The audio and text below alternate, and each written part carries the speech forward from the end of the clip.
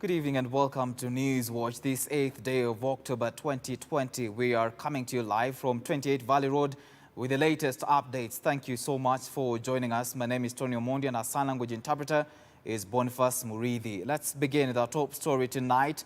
Our security operators in Nyamira County have used tear gas canisters to disperse crowds that were awaiting Deputy President William Ruto at Kebirigo Primary School. Ruto was scheduled to arrive in Nyamira to conduct a funds drive for border riders and thereafter address a crowd after a cabinet meeting in Nairobi. The move by the police comes a day after the National Security Advisory Committee led by Head of Public Service Joseph Kinyua warned against campaigns that Kinyua said were being used to elicit negative political energy in the country. Ruto has since postponed the meeting to next week on Thursday as he condemned the police. Our reporter Alice Diana begins our bulletin tonight. Deputy President William Ruto is the latest leader to fall victim to the National Security Advisory Council Committee's warning to politicians against illegal political meetings, with all this being linked to the stormy relationship between him and his boss, President Uhuru Kenyatta. Ruto's two planned meetings that were to be held at Kebirigo Primary School in West Migirango and Miruri Secondary in Kitutu Masaba on Thursday were cancelled after police camped at the two venues to stop the meeting from happening.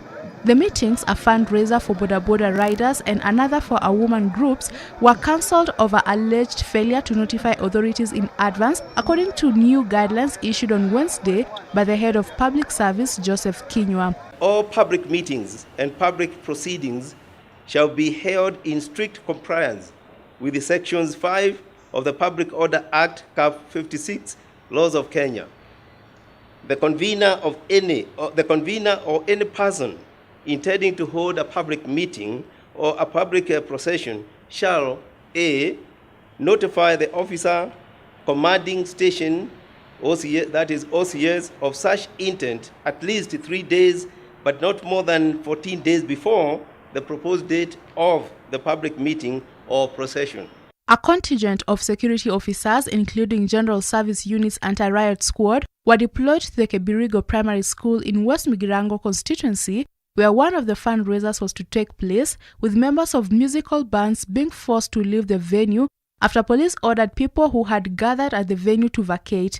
Police used tear gas to disperse crowds that were awaiting Ruto, who was scheduled to arrive in the area after a cabinet meeting in Nairobi, a move that saw MPs allied to the Deputy President accuse the Interior CS Fred Matiang'i of sabotaging Ruto's visit.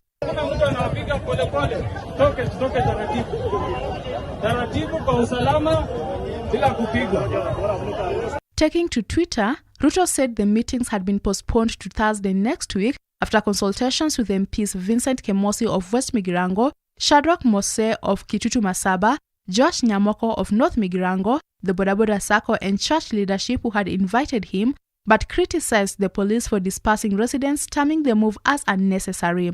On Sunday last week, police officers lobbed tear gas outside a church in Kenol, Murang'a County, where DP Ruto was attending another fundraising event.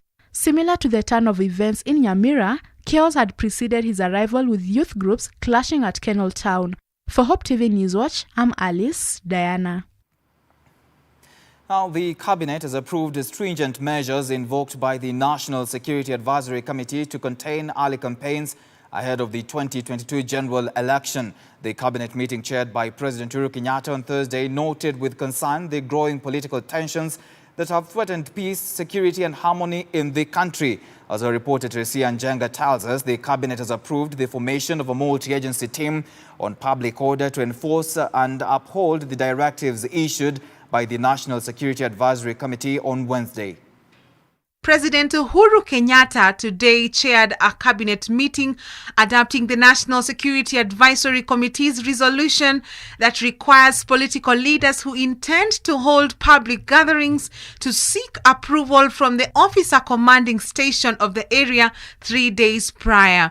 This seeks to tame the rising political gatherings that have caused political temperatures leading to cases of violence. The cabinet also resolved to establish a multi-agency team comprising members drawn from the Ministries of Interior and ICT, whose mandate will be to monitor and enforce compliance of directives on the conduct of public gatherings.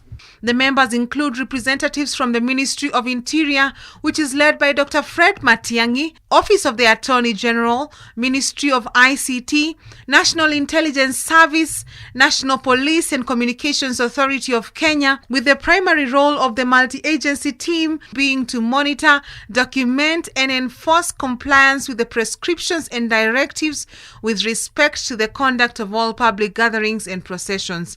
The orders will affect all public meetings and processions, media broadcasting, publishing and reporting, and the responsible conduct of persons using social media. For Hope TV News Watch, I'm Teresia Njenga.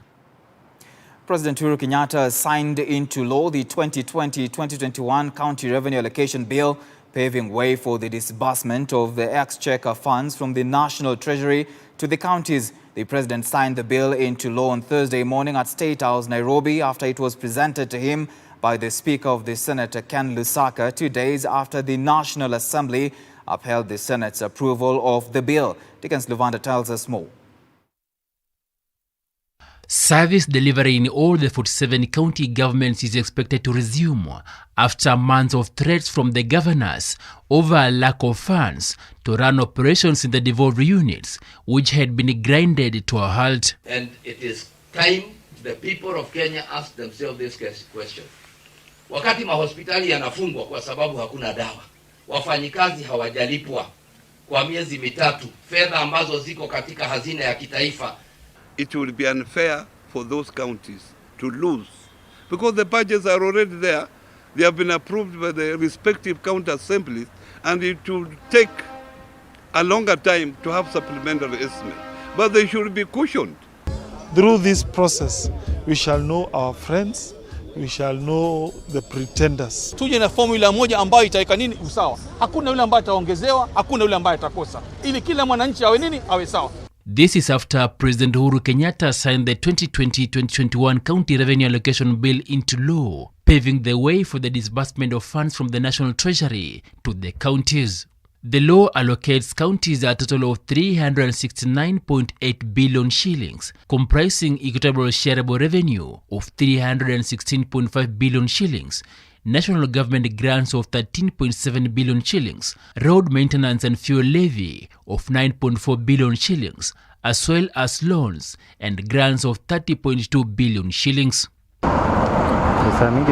This week, the National Assembly approved the 369.8 billion shillings allocation after Senators' approval, therefore fast-tracking a process that had been delayed by Senate as Senators clashed over the revenue formula. The leadership plus the Speaker of this august House cannot betray their members. And so, Mr. Speaker, the impression that maybe some of us in leadership have quietly gone behind the membership, that does not happen. It cannot even happen because this House is alert. The conditional allocation is expected to be utilized in the provision of services such as leasing of medical equipment and rehabilitation of youth polytechnics across all the 47 counties in an effort to boost devolution. Senators approved the county revenue bill on September 29th after a long tussle on how to share the revenue among the 47 counties, forcing the Council of Governors to shut down operations in the county government due to the delayed release of funds. Dickens Luvanda, Hope TV News Watch. Moving on, ODM party leader Raila Odinga has continued to throw salvos at Deputy President William Ruto's empowerment projects, even as the DP continues meeting with youths under his Hustler Movement campaigns. Speaking in Kitengela, Kajiado County, where he met ODM Women League members, Raila said the wheelbarrows being distributed to the youth were impoverishing the youth. Raila also said that the role of the women in the country is important, and so the Building Bridges initiative process is picking up lessons learned to usher in a regime that is conversant with women agenda and how to realize this in practice. They ensured the supplies of basic foods remained steady, especially from rural areas to urban centers, while at the same time taking care of children who had been freed from schools and keeping them safe. I want to take this opportunity to pay sincere tribute to our women. They proved in no uncertain terms that they are the mainstay and lifeblood of our economy and our nation. This is therefore a good moment to gather and reflect on women and the role of our party, which our party can play to address the issues affecting them. At the women wing of our party, we expect you to make the country know by both action and words that women issues are ODM issues. Interior Cabinet Secretary Dr. Fred Matiang'i has called on all leaders in all areas to think deeply about the prosperity and stability of the country now more than ever, noting their utterances could make or break the country. Matiang'i, who spoke during the launch of the Kenya Police Circle digital systems, said no amount of political rhetoric will stop the police service from doing its work, including taming violence emanating from political gatherings as recently witnessed. The CS also called on police officers to be firm while discharging their duties. Trained. Let's think about the country. I want to ask all our leaders across the board to think about the country. Even in the statements we make, in the speeches we make, our brothers and sisters, whatever we are doing in social media, let's think about the country. This is our only home on earth. Let us think about our country. No amount of force, and this is true, and you guys know this more than I do, no amount of force, no amount of legislation will control our very basic morality and our sense of responsibility. This is something that we should adopt as human beings. We are here, and God has put us, all of us, here so that we can live together. Men of clothes have held prayers at Kennel area of Murang'a County after 2 youths were killed following violence that erupted in the area last weekend. The religious leaders who cleansed the scene have condemned the incident and urged politicians to respect the church and stop early campaigns which are likely to spur political violence and divide the wananchi.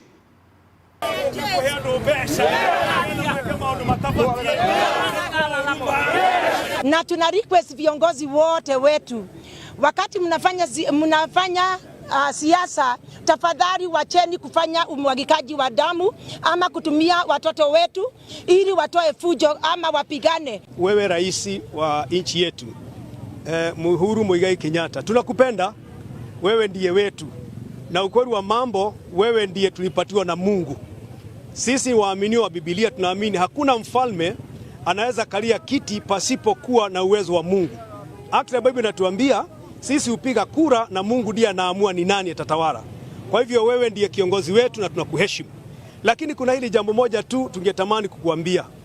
Pigia simu mdogo wako. Kaeni chini mkunywe chai. Kama vile ambavyo mlivyokunywa chai na Honorable Raila Odinga. Na mambo ikawa sawa sawa. Kile ambacho tumelaani hata kwa statement yetu ni yale yaliyojili siku ya Jumapili. Na tumelaani pia mipangilio ambayo huenda iliambatana na mambo hayo. Kwa hivyo hatujalaani mtu. Wanasiasa ni ndugu zetu, wanasiasa pia ni washirika wa makanisa. Kwa hivyo ile tunafanya ni kurekebisha jinsi wanavyoendelea na mambo ya kanisa. Kwa hivyo tunawauliza tu waweze kuheshimu kanisa. Lakini Biblia imetuambia tuwaombee. Na sisi tunaombea viongozi kila siku. Kwa hivyo hatujalaani yeyote, sisi tumelaani vitendo vya uovu. With our story now, News Watch takes a short commercial break. We'll be back with more. To stay with us.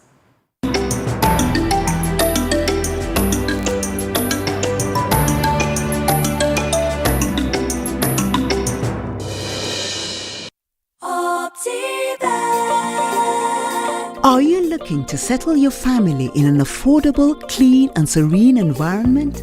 Look no further than Garden of Joy in Machakos by Optiven. The project strategically sits between the Mua and Koma Hills, providing you with beautiful landscapes, fresh air and a much-needed break from the hustle and bustle of the city.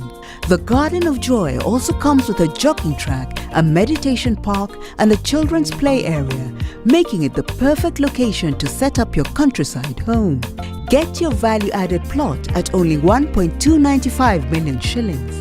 We also have flexible payment options of up to 12 months. Call us today on 0702 8310 83 or visit www.optivan.co.ke.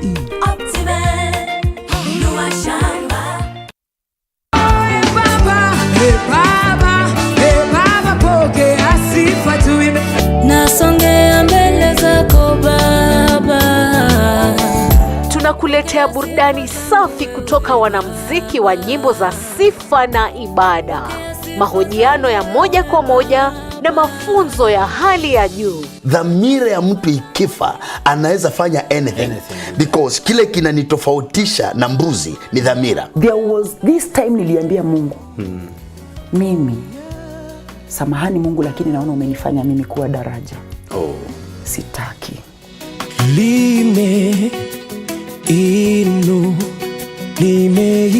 Ni mahali pa uchipuzi na ulezi wa vipaji. Mwimbaji anaweza itisha akitaka, lakini unajua hiyo ni sauti hajanunua. Hujanunua, hiyo ni umebarikiwa nayo. So hiyo unaweza mupeane aidha bure ama, lakini ipa nyingine sisi tumeinvest, ni investment. Tunabeba mwili, lakini mimi sikujua hii ni maagano nafanya. Ungana naye Mwalimu Shaban Brima kila Ijumaa saa 2 jioni na marudio kila Jumamosi saa 10 jioni. Machozi ya furaha nishangaze Baba, kwa ushuhuda wangu watambua wewe ni Mungu. Wake up every morning I shall arise with refreshing worship playlists. So come we're ready for your presence. Till there's only you, Jesus.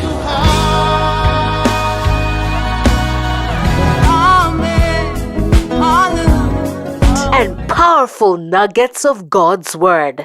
His mercies begin afresh each morning. We had press from every side, but we are not crushed. Right place. We desire to be in the sweet space. The place of praising, the place of singing lips.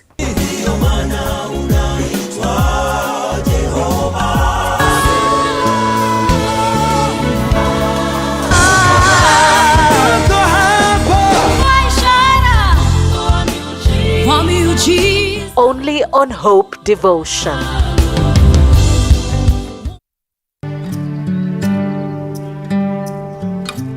Join John Carson every weekday as he takes us on a journey through the Bible. Whoever shall seek to save his life, if you go back to living for yourself, you're going to lose it. But whoever shall lose his life, give up his life for my sake, he shall preserve it. Enjoy interesting, knowledge-packed, yet simple teachings through his humor and in-depth understanding of God's Word. The last people that tried to put God in a box, literally, he rose again. He wouldn't stay in their compartment. If God was small enough for me to figure out, he wouldn't be big enough for me to worship. Tune in to Hope TV for John Carson every 10 p.m., 4 a.m. and 10 a.m. weekdays on Hope TV, where you look and live.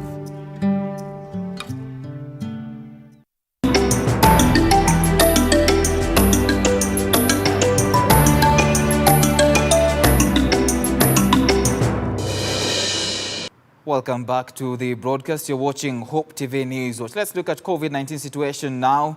Kenya has surpassed the 40,000 mark after the Ministry of Health announced 271 new coronavirus cases over the last 24 hours. Health CS Dr. Rashid Aman said the total number of infections now stand at 40,178. The new cases emanate from a sample size of 5,034 that was tested in the last 24 hours.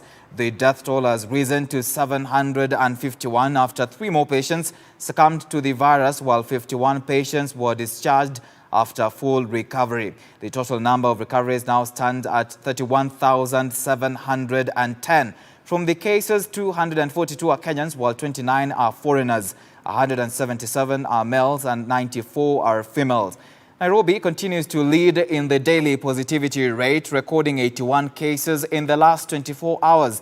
Other counties with new cases include Mombasa with 58, Turkana 16, Kisumu 15, Kiambu 13, Kisii 10, Laikipia 8, Nandi 6, Nakuru 6, Siaya 4, Uasin Gishu 5, Kilifi 5, Murang'a 5, Nyamira 4, Kwale 2, Kakamega 2, Kajiado 2, and Meru 1 case.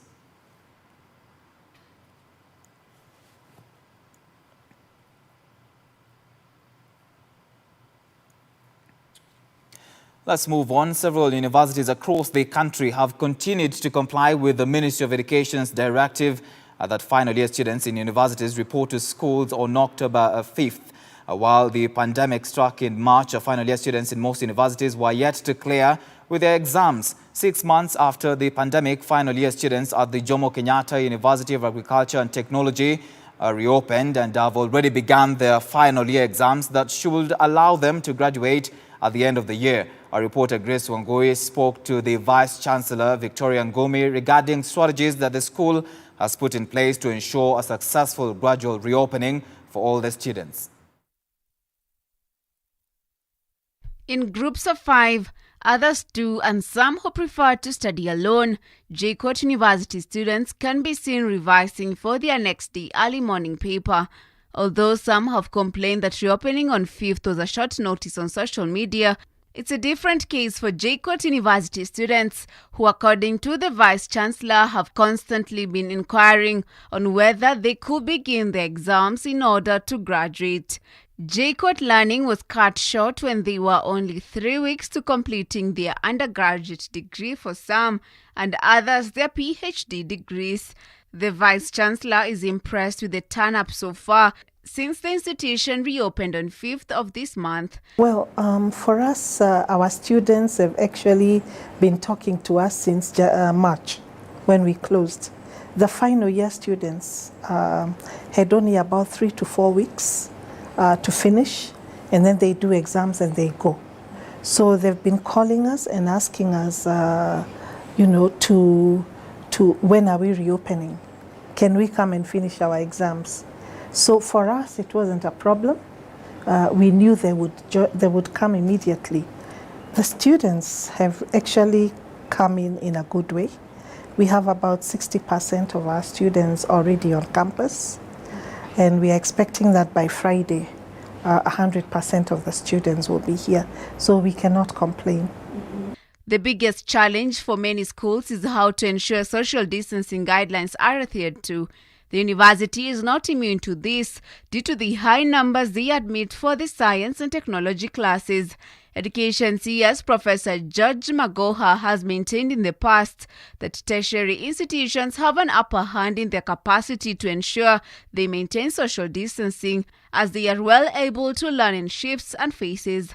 The university has taken in its stride that they will reopen in phases to allow for social distancing, even as they look into other measures. The students who are just about to graduate, finish and graduate, when they leave, we can now bring the next phase of fourth year or final year students, the ones who are maybe in first semester and they need to do second semester. We'll bring them in. And then after they finish, we'll bring others in. So we are going to do it in a very phased sort of way, ensuring that the number of students we have in the university can actually social distance at any given time. One of the biggest challenges that we had it's during this COVID pandemic, whereby we had a challenge in terms of accessing the facilities. But once we were given the go-ahead by the government to report back to class, I think the level of preparedness in the university can actually be commendable, because you find that there are markings and there are directions as to what we are supposed to do and how we are going to conduct ourselves within the university. A couple of students get their accommodation needs met with the school's accommodation program, which are relatively cheaper. However, the abrupt closure of schools in March did not give ample time for the other years to finish clearing out of their hostels. This is the situation in most universities that will force many to seek outside the school housing units. JKUAT University Vice Chancellor, however, confirmed the administration had already asked students in other years to come clear their rooms ahead of reopening. What we did is we invited our students back to come and pick their luggage and go home with it. Why? It is because we needed to fumigate the whole hostel, clean it up so that when we do reopen, they'll come and find a clean facility. So as we speak, the rooms are empty, and students who are final year students who are coming and requesting for space, they are getting space in the hostels within. This and many other universities have put in place hand-washing stations and put measures to comply with the Ministry of Health guidelines. Other than the measures, universities and other learning institutions will be forced to upgrade existing facilities like clinics in order to handle COVID-19 cases that may arise. Grace Sangoi, Hope TV News Watch. Civil society organizations alongside other non-governmental organizations have raised concern over the failure by the Ministry of Health to make public detailed allocation, disbursement and expenditure information on the usage of COVID-19 funds by all government entities for further scrutiny by members of the public.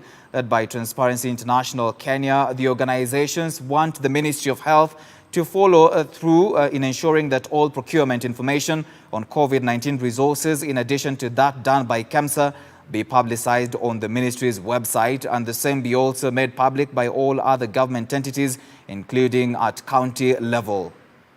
Ease of timely access to this information, KEMSA should also upload the data that it released last week on the Public Procurement Information Portal. We also demand for equal respect for citizens' voices and the law by all public entities in adherence to legal requirements on access to information, transparency, and accountability demands by citizens. This is just based from the fact that many of us as organizations here and even other citizens, public-spirited citizens, have made various requests in regard to information on how money has been expended during these COVID-19 times. But unfortunately, that information has been very hard to come by, and our requests have largely been ignored for a very long time. The health sector remains a largely developed function which is meant to enhance involvement of citizens in decision-making and oversight. Therefore, there is need for the government and all stakeholders, particularly the development partners, who are contributing resources to the health sector, to establish minimum safeguards to ensure public participation in decision-making at all levels, including at the national level, for improved service delivery and accountability. Let's take another short commercial break on News Watch. When we come back, we'll be looking at other stories making headlines in the country and business news. Stay with us.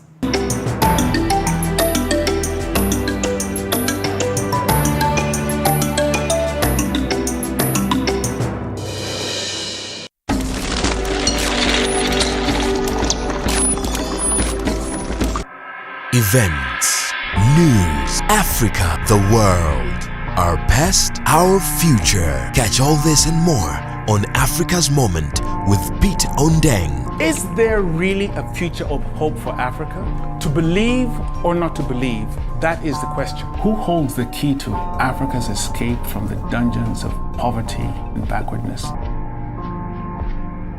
Every Wednesday, right here on Hope TV at 8 p.m. Nani alisema mimi si mtoto wa Mungu? Mimi nakwambia matajiri wanakuanga wametarau watu sana. Mtos, habari asubuhi? Nzuri sana. Unacho unaongea na milionia saa hii. Mimi nimekuja tu kukuambia sifanye tena hii kazi yenyu ya nyumba.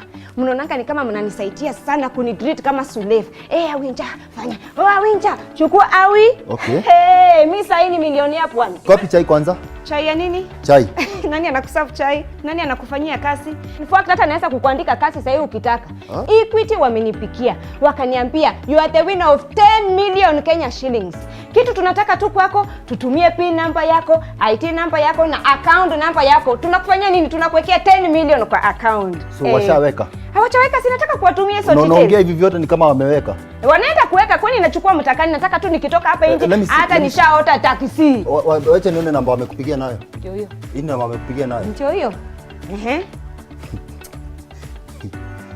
Confirm, is this 0763 000 Si hiyo, lakini si wamenipikia kutoka headquarter ya Equity. Good. Kenya unafanya, you are dealing with wakora. Wao ni wakora una deal nao. Go back, nilete chai. Unajuaje ni wakora? The only number Equity unaweza kupigia nayo ni 0763 000. Sawa? Asante sana. Rudisha hizo vitu tafadhali. Uende sasa uwekee milioni ya ukweli chai. Haina neno mtoto. Chai yako ungeipenda hata white au black. Ungetaka nikutengeze kuku ya mayai ya kienyeji. Tengeneza sasa ya milionea sasa. Tengeneza chai ya milionea sasa. Milionea ukweli. Haina shida mtoto. Asante sana Asante. Okay, asante. Wewe, nitakuwa mkeni wa nani? Haki si niepuka nimechiwekea haki. And remember, Equity will only call you from one number, 0763 000. Mtos. Yes. Kachai kako tayari. Asante. Now you can always be sure it's Equity calling. When we call you, we will use only one number, 0763 000. Always be sure it is Equity calling. We praise together, we praise Him. Whether you are fat or thin, and for me, I don't consider myself fat. I consider myself good for my purpose, to hug women. When they come crying, and they come and hug me, they just come and I hug them and they cry and cry and cry until they are comfortable. We praise together, we praise Him.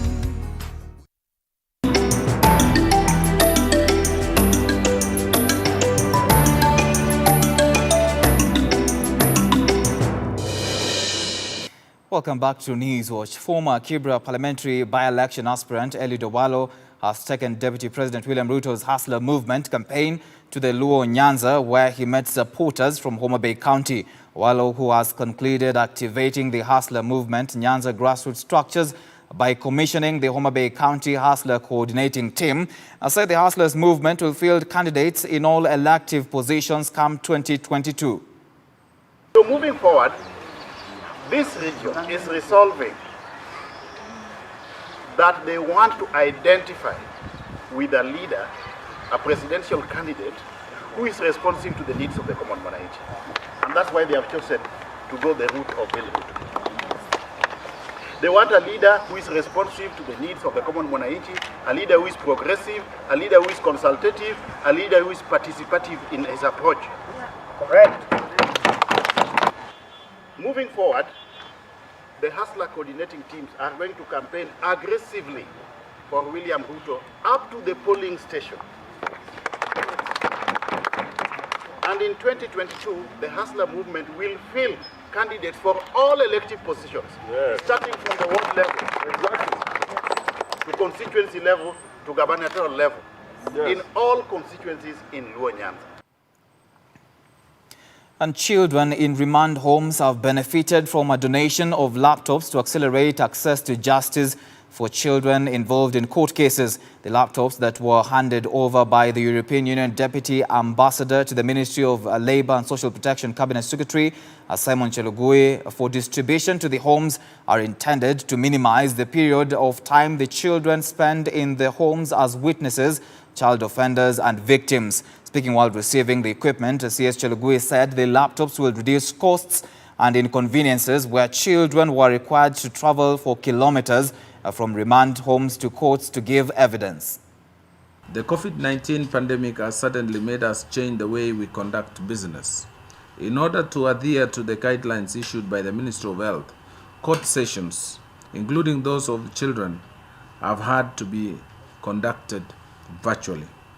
Unfortunately, these remand homes are not equipped with the suitable hardware such as laptops that would facilitate the hearing of children cases. Consequently, the wheels of justice have been slowed, which has resulted to delay of justice for child victims and lack of access to justice for children offenders.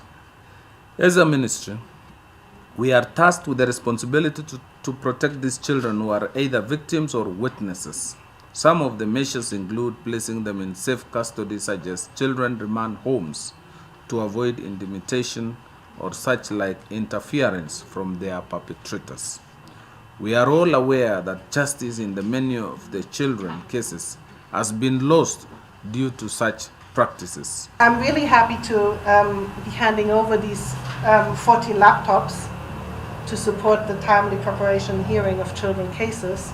As you know, children cases should be heard within 6 months, and the COVID crisis has been going on for more than that. So this has been a real challenge for you. And so I hope that with these laptops, we can speed things up and do things correctly at the same time. So I hope they will be useful. As the country continues to grapple with the effects of the COVID-19 pandemic, the Kenya Fight Inequality Alliance has called on the government to put in place measures to dissolve inequalities in the country. The inequalities, which range from injustices against persons living with disabilities, the poor and marginalized, have been on the rise during this pandemic. The alliance, which has been holding barazas across the country, now calls on the government to act in accordance with human rights standards in the response to COVID-19. What came out here is that we need to end inequality now by dealing with access to health, access to justice, access to education, and access to land, which is our main livelihood in Kenya. If we are able to achieve that, we will end inequality. So we are going to combine and collect all of these reports that have come from the county, and we will use them to actually advocate with government. Fight Inequality Alliance submitted a charter of 10 demands to the Office of the President in January. And then in March, after the COVID-19 pandemic hit, we actually made some recommendations that had to do with issues of debt, transparency and accountability, the priorities that government was we felt that the priorities that government needed to set, saying that we need to put people first, not just profits and not just business. The Mijikenda Council of Elders has kick-started a campaign to woo county assemblies in the coastal region to champion the enactment of laws recognizing the Mijikenda traditional dispute resolution mechanisms.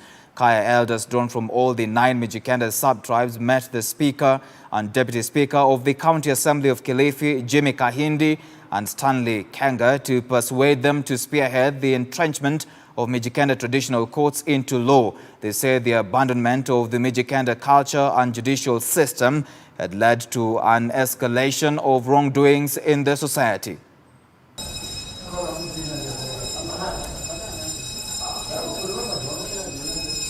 Tungependa kuyatambua ama kuzitambua koti zetu za kitamaduni na kuzipa uwezo na msaada wa kuendeleza.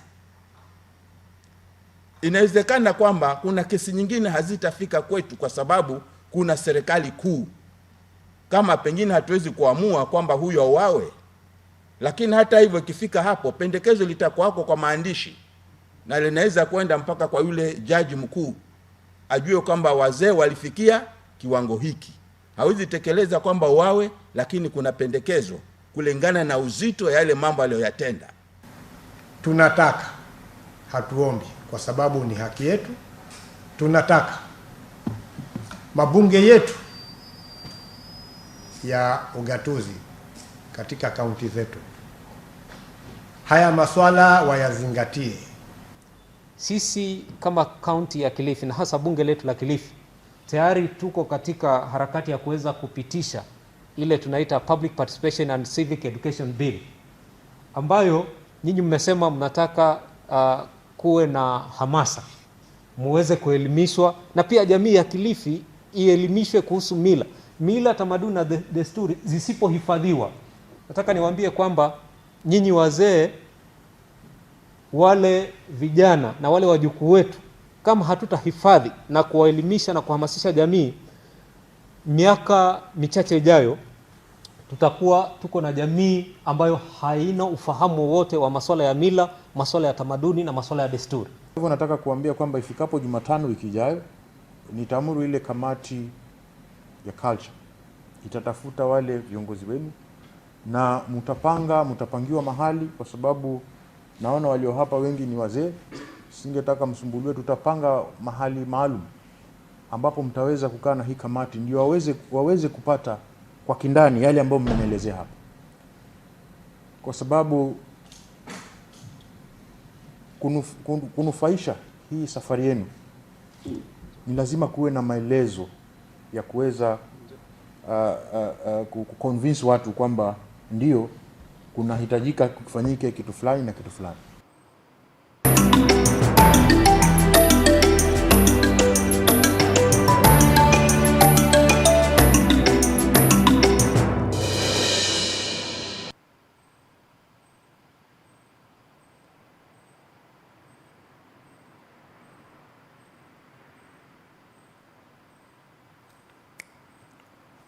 All right, to business news now. The country's air travel sector is set to be more competitive as it rebounds from the negative effects of COVID-19. This follows the introduction of newcomer Eurowings, the leisure arm of the Lufthansa Group. Eurowings has announced a twice-weekly Airbus A330 service from Frankfurt in Germany to Mombasa and one to Zanzibar in Tanzania, effective 31st of March 2021.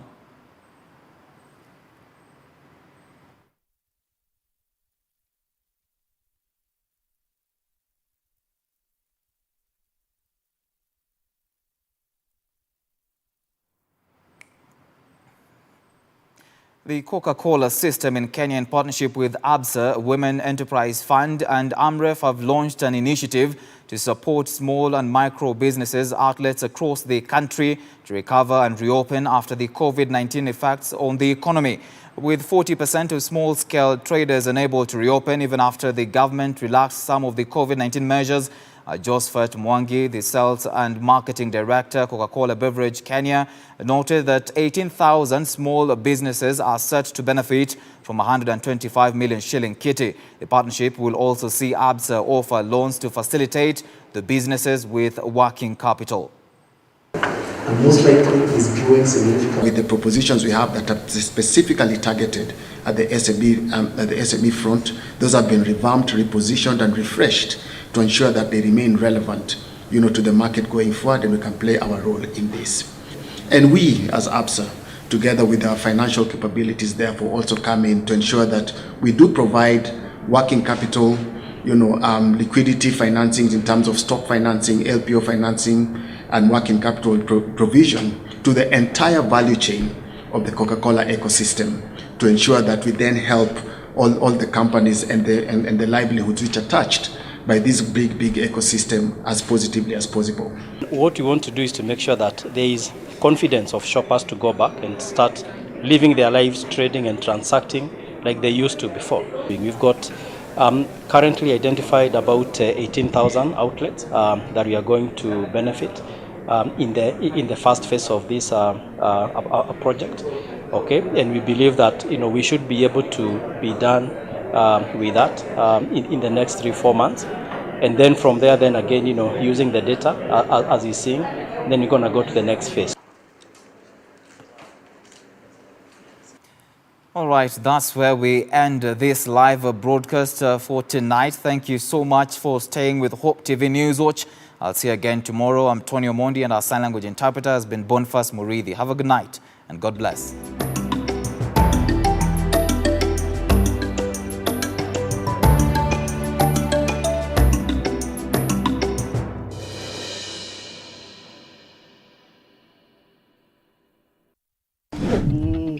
Nani alisema mimi si mtoto wa Mungu? Mimi nakwambia matajiri wanakuanga wametarau watu sana. Mtos, habari ya asubuhi? Nzuri sana. Unachua unaongea na milionia saa hii. Mimi nimekuja tu kukuambia sifanye tena hii kazi yenyu ya nyumba. Mnaonanga ni kama mnanisaidia sana kunitreat kama slave. Awinja, fanya. Awinja, chukua awi. Okay. Mimi saa hii ni milionia bwana. Kopi chai kwanza. Chai ya nini? Chai. Nani anakuserve chai? Nani anakufanyia kazi? In fact hata naweza kukuandika kazi sasa hivi ukitaka. Equity wamenipikia. Wakaniambia you are the winner of 10 million Kenya shillings. Kitu tunataka tu kwako, tutumie PIN number yako, IT number yako na account number yako. Tunakufanyia nini? Tunakuwekea 10 million kwa account. So washaweka. Hawachaweka, sinataka kuwatumia hizo details. Unaongea hivi vyote ni kama wameweka. Wanaenda kuweka, kwani nachukua mtakani, nataka tu nikitoka hapa nje hata nishaota taxi. Wacha nione namba wamekupigia nayo. Ndio hiyo. Hii namba wamekupigia nayo. Ndio hiyo. Confirm, is this 0763 000 Si hiyo, lakini si wamenipikia kutoka headquarter ya Equity. Good. Kenya unafanya, you are dealing with wakora. Wao ni wakora una deal nao. Go back. Nilete chai. Unachuache ni wakora. The only number Equity unaweza kupigia nayo ni 0763 000. Sawa? Asante sana. Rudisha hizo vitu tafadhali. Uende sasa uwekee milioni ya ukweli chai. Haina neno mtu. Asante Chai yako ungependa hata white au black. Ungetaka nikutengeze kuku ya mayai ya kienyeji. Tengeneza sasa ya milionea sasa. Tengeneza chai ya milionea sasa. Milionea wa ukweli. Haina shida mtu. Asante sana. Asante. Okay, asante. Wewe, nitakuwa mkeni wa nani? Akisi niepuka nimechiwekea haki. And remember, Equity will only call you from one number, 0763 000. Mtos. Yes. Kachai kako tayari. Asante. Now you can always be sure it's Equity calling. When we call you, we will use only one number, 0763 000. Always be sure it is Equity calling.